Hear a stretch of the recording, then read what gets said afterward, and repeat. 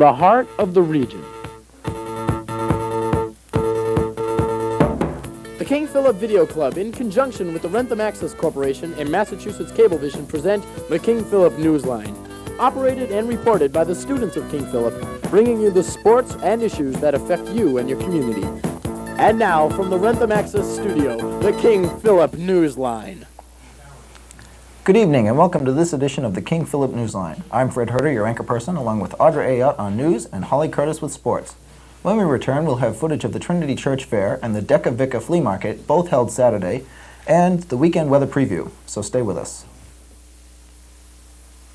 Good evening. I'm Matthew Lazar, and I'll be bringing you the weekend weather preview.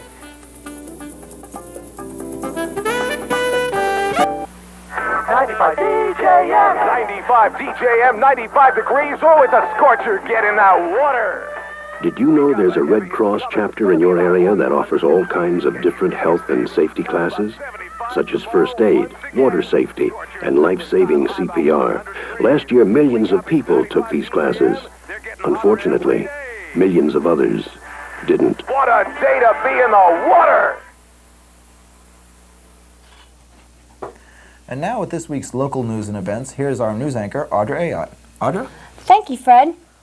King Philip students got some better news this week. School committee member John Barrett of Wrentham proposed that the board develop a creative financing plan to fund the track and tennis courts rejected at the Norfolk town meeting November 25th. Mr. Barrett says that the school could sell 22-acre parcel in Plainville to fund the project. Superintendent William Costa is against the project, saying that there may be a need to build a King Philip Regional Junior High School south to go along with the North School since enrollment seems to be rising. We'll try to keep you up to date on the new athletic facilities. For Financial Aid Night at the high school was last Thursday. The Financial Aid Night is an informative night held at King Philip for the parents of students that plan to attend college in the fall. The students' parents attended with hopes of learning methods for obtaining financial aid help for their college-bound seniors. At this meeting, an instructional film was run, pamphlets and FAF forms were distributed, and guidance counselors were on hand to give advice concerning the economics of college spending and to answer questions. Parents left optimistic, having been given the message that financial aid does exist. It is just necessary to keep your eyes open. Students from the area high schools recently participated in a day-long leadership workshop at Southwood Community Hospital. The goal of the workshop was to show students how their leadership can help younger students learn the dangers of alcohol and drug abuse. More than 95 students and their advisors from 12 district schools attended the conference. Starting Tuesday, January 6th, Southwood will be sponsoring yoga classes for 6 weeks. If you have any questions, please contact the hospital Monday through Friday, 9 to 5. There are only 14 shopping days left until Christmas. Everyone is filled with the holiday spirit. On December 13th, the Norfolk Lions will hold their annual Santa Claus Parade starting at Hillcrest Village at 11 a.m. Between 11 a.m. and 1 p.m., people are invited to have their pictures taken with Santa Claus at the fire station. There is no cost for these pictures. Area merchandise dealers gathered in the gym of King Philip Regional High School on December 6th for the annual Deca Vica Fair. There were many booths displayed, things ranging from Christmas ornaments to yummy baked goods. Many people attended, and one could almost see the holiday spirit. That wraps up tonight's local news. Now back to Fred. Thank you, Audra. With this week's Trinity Church Fair report, we sent a Newsline crew to the church, where they saw various different items being created. Last Saturday, the Trinity Church held their annual Christmas fair. Available at the fair were such things as Christmas trees and gift ideas. Inside were tables laden with arts and crafts, jewelry, and stuffed animals. Reporter Uta Reiter spoke with some of the people there. Hi. Hi, can you say something about your table? What are you selling here? Okay. We have here Wisconsin cheese. It's a mild cheddar. It's very, very fresh and absolutely excellent. We have jams and jellies that have been made by our parishioners. And today that's almost a lost art because very few people make jams and jellies anymore. We also have something you don't see very often, and that's honey and with the honeycomb. And you can crumble it off and put it in your tea and it dissolves. And very rarely do you see that. You only see the syrup. So that's basically what we have at this table. And we've had a real good day. Hi, what is raffled here? We're raffling a 19-inch color TV, and we have a lot of handmade items this year. We have a goose with clothes for different seasons. We have a handmade cruel clock. We have a clock, radio, telephone, a tree skirt, and some Christmas decorations. Also available are different kind of foods. This is Ute Reiter. Back to the studio.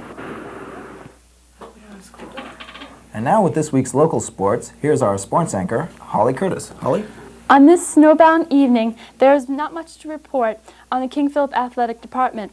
Teams are busily preparing for the up-and-coming winter season, like the shoppers that are busily preparing for the holiday. The boys' basketball team recently scrimmaged Braintree, though, and came out 8 points ahead. And tonight, the fall sports banquet is being held. Students who participated in fall sports attend this dinner with their parents and receive awards such as Most Valuable Player and Unsung Hero, as well as letters and varsity jackets for those who scored enough points during their season. And that wraps up the King Philip sports, but not sports in general. In the midst of the school-related athletics, we often forget the individual athlete, the dedicated sports-minded person who pursues his own personalized interest on his own accord.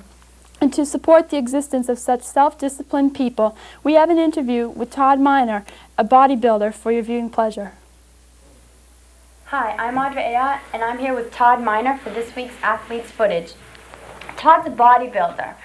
Todd, what's the difference between a bodybuilder and a weightlifter? Well, a bodybuilder is someone who lifts to get bigger, grows more, and competes in competitions, where a weightlifter is someone who just does it for a hobby or just to stay in shape, or does it for football or something. So how long have you been bodybuilding? This is my second contest, so I've been doing it for about a year, but I've been weightlifting in total about 2.5 years. What competitions have you done? You said you did two? I did one. I'm getting ready for my second one. I did the Western Mass, where I placed third out of 27 people in my height class, and now I'm getting ready for the state, which is 12 days from today. Competitions go by height and weight, or just height? The teenage categories will go by height, where men's will go by weight. And age too? Age, yes, from 16 to 19. When most of the competitors are 18 or 19 years old, though. Where do you go to work out? Do you go to local gyms or the high school? Or? Yeah, there's a gym in Franklin, Silver's Gym, where I work out, and I go there like 6 times a week. And now, because I'm close to a competition, I train before school than after school.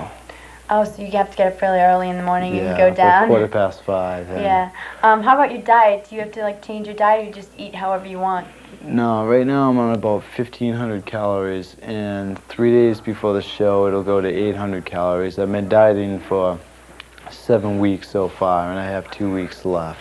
So you start off, I cut out red meat and all dairy products and breads, and basically for breakfast I'll have plain oatmeal. For lunch I'll have a can of tuna fish and a salad, and for dinner I'll have turkey and a baked potato, and that's basically it. How did you get started in bodybuilding? Were you just a weightlifter and then decided that you wanted to? When I was young, I was one of those people real small, really small, and I wanted to, at least get to a normal size. So I began lifting, and I fell in love with it, and I got more into it. And then I talked to other bodybuilders that talked me into competing. That's how I got to what I do now. If someone wanted to get into bodybuilding, what would you recommend that they do? To get into it takes a really long time. Like I said, I've been training for about 2.5 years, and I still have about 7 years before I reach my peak, so it takes a long time. But if you just want to get in shape, you just, buy some weights or join a gym and just start off at a slow pace. Watch what you eat. Don't eat any junk food. Stay away from pizzas and McDonald's and cupcakes and that type of thing. And then it just really goes from there. Yeah, it sounds a lot. easier than what I imagine it really is. Yeah, it's tough. It's a lot of dedication, but if it's what you like to do, you know, you'll do it. Yeah, well, thank you very much, Todd. Thank you. That's it for this week's Athletes Footage. Now back to the studio. And that does it for this week's sports at King Philip. And now we'll go back to Fred. Thank you, Holly. Stephanie Call, a freshman here at King Philip, recently starred in the Uncommon Theater Company's production of Snow White and the Seven Dwarfs. We sent Newsline reporter Tavis Morse to interview her about her acting experiences and her plans for the future.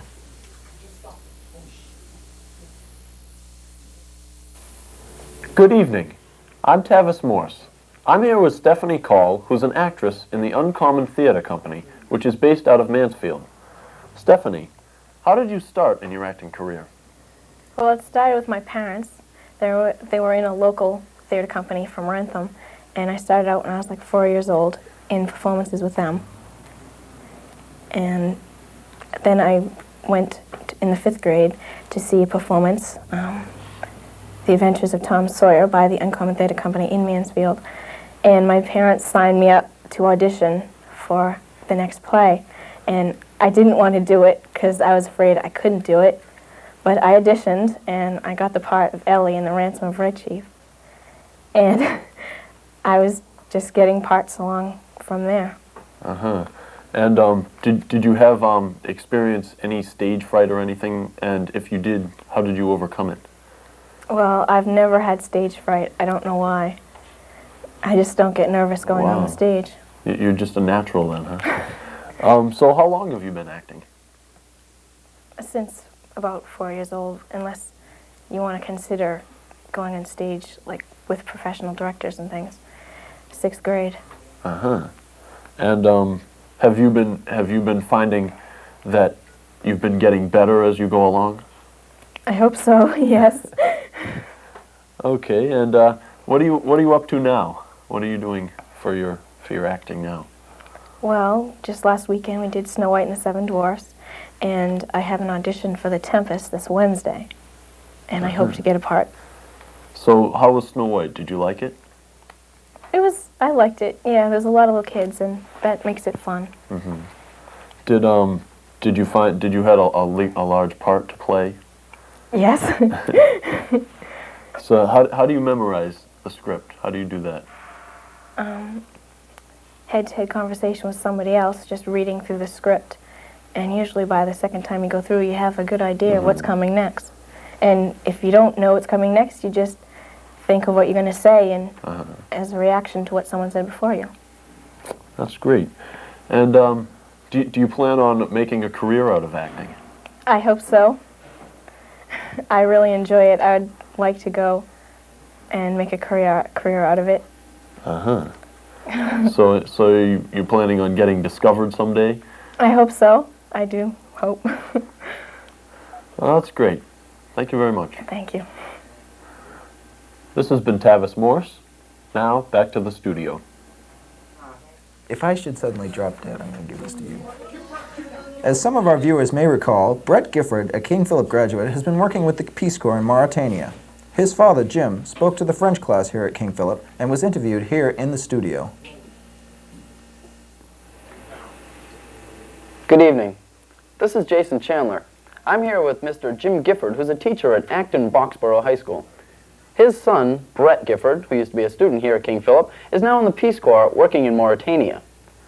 Oh, Mr. Gifford, what made your son decide to get into the Peace Corps?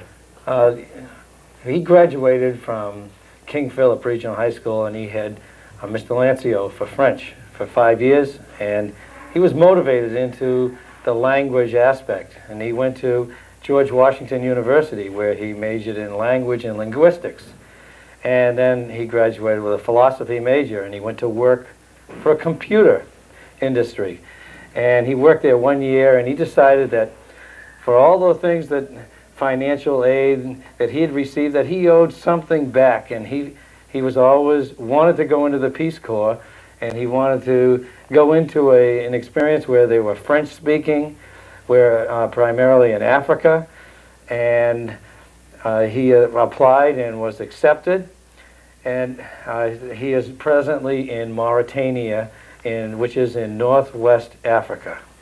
So that's primarily the main reason why he wanted to go in. And you went to Mauritania. Yes, we spent, obviously, right, this is my outfit, but we spent this past summer, my wife Judy and my other son Adam, and we spent this past summer with Brett in Mauritania. He lives in a village called Tuile, which is right on the border of Mali and Mauritania. And we were over there, and so this is the outfit, right, that people are wondering, you know, who are you interviewing, right? And what is this thing? This is called a boo-boo. And what they do is they wrap it around sometime when they're sitting down. This is your pocket in here. They'll keep things. And this is called a haole. And they have this on their head because it's so hot and the wind is blowing the sand all the time. And this filters out the sand so it allows you to breathe. And so this is a common outfit that they wear. Then they wear sandals or bare feet, and then they have what is known as chayas underneath. Right? So that this is a typical Arab outfit. So what did you think of the people over there? I can honestly say that the people were probably one of the friendliest people that I've ever met anywhere. They always extended a welcome. When we met them, you have to learn greetings, and greetings are very important. It's an Arabic-speaking country, although the national language is French. Most of the people speak Hassaniya, which is a dialect of Arabic, and you greet people, and this is how the greeting goes. It goes, Assalamu alaikum, which means, is there peace here? And then your answer is, Walaikum Sadah. So if I go to you, Assalamu alaikum. Walaikum Sadah. Right, that means, yes, there's peace here. And then they go into their own dialect. And it goes on for 3 minutes, greetings. And it goes something like this, right? And my pronunciation might be a little bad, but it goes, Yak Labas, Yak Lahara, Yak Mojave, Yak Mojakshi, Yak Saha, Istari, Istari Vik, Istari Ga, Labas. And it goes on and on and on for 3 minutes. And you do that probably 20 to 30 times a day. Every time you meet someone for the first time, that's what will happen.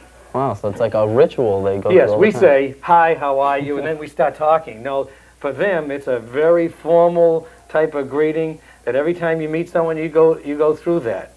Although I would shake hands with you, I'm not allowed to touch a woman. I'd never shake hands with a woman. That in Mauritania, a woman is totally different from here in America. They're really a third-class citizen in Mauritania, so it's completely different than it is here. Does the Peace Corps have female workers there? Yes, they do. I always feel kind of bad because in their society, a woman is not really respected.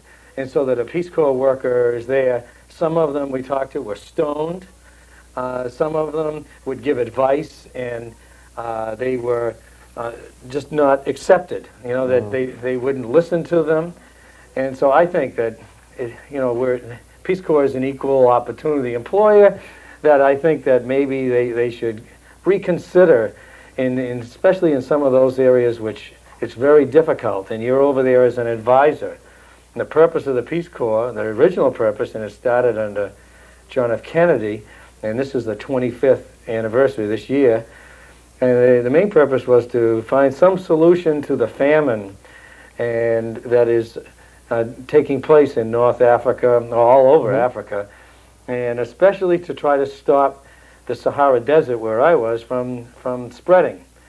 And it's almost like a losing battle because the sand is moving every single day. It's drifting across, and the temperatures reach 125 degrees every day. And it was really quite an experience. It's completely different from our own culture, but one that I found very rewarding, but very difficult. So, what did you think of the lifestyle and the food and stuff? One of the things is that it's known as the Islamic Republic of Mauritania. So Islam is a very important part of their society. And being an Arabic and speaking Islam there, you have to get used to their culture. And for instance, besides the greetings, you would sit down in a round area with a central bowl. And no one is, you come along and they wash your hands, and then you put your right hand over your knee, and you're sitting on the ground outside.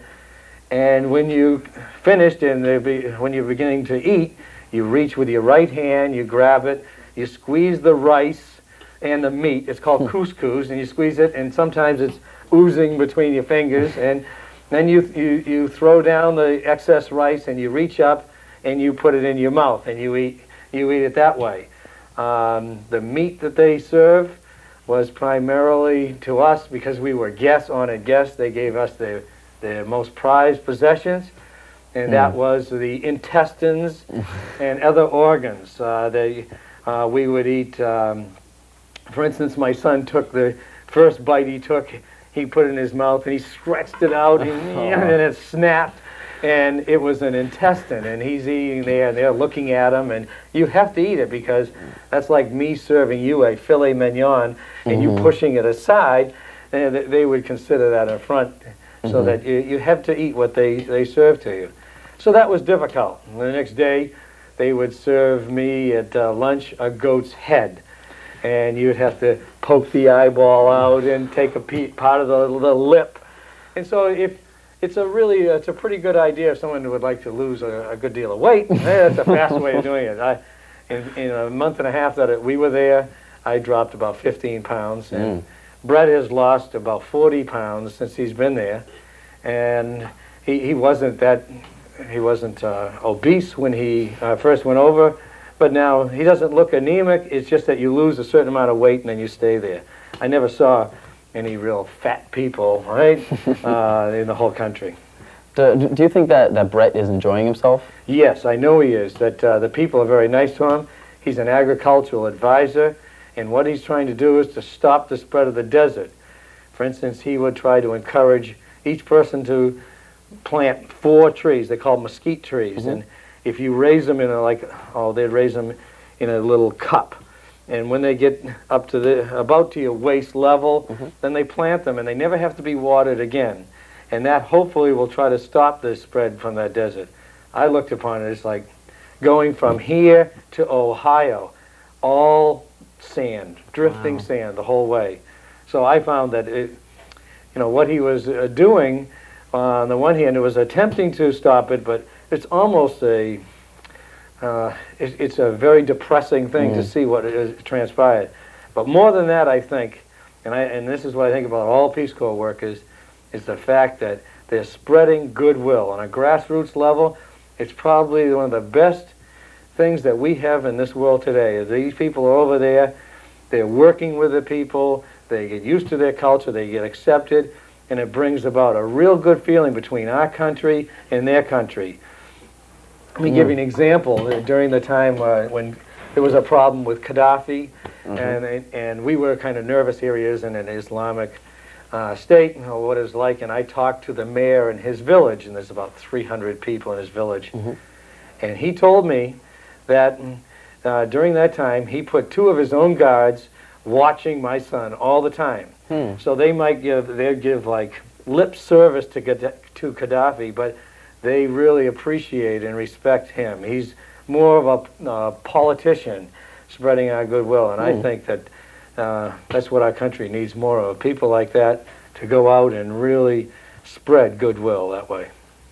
That's really amazing. Thank you so much for coming here and talking to us. Okay. Thank you. This has been Jason Chandler for the King Philip Newsline. Now back to the studio. And now with this week's weekend weather preview, along with an extended outlook forecast, here's our science anchor, Matthew Lazzara.